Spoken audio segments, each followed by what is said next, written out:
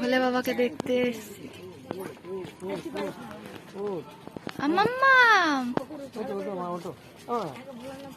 আম্মা ভোলানাথ দেখতে এসেছি। দারুণ করেছে চারিদিকটা।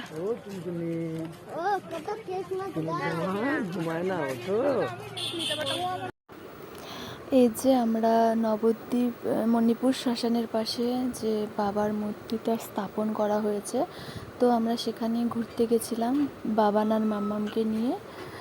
তো দেখো কি সুন্দর মূর্তিটা বানিয়েছে না, মনে হচ্ছে যেন বাবা স্বয়ং বসে আছে আমাদের দর্শন দেওয়ার জন্যে। তো আমরাও চলে গেছিলাম সব পরিবারে, মানে আমরা 4 জন চলে গেছিলাম। তো যাওয়ার পরে আমার মাম্মাম তো ঘুমিয়েই পড়েছে, ওদের জন্যই যাওয়ার, ওরাই ঘুমিয়ে পড়েছে। খুব সুন্দর বানিয়েছে জায়গাটা, চারিদিকটা দারুণ করেছে। তো ভাবলাম তোমাদের সাথেও একটু শেয়ার করি। আমরা তো গেছিলাম, তোমরাও চলে এসো নবদ্বীপ মণিপুর শ্মশানের পাশে। তো দেখো খুব সুন্দর হয়েছে।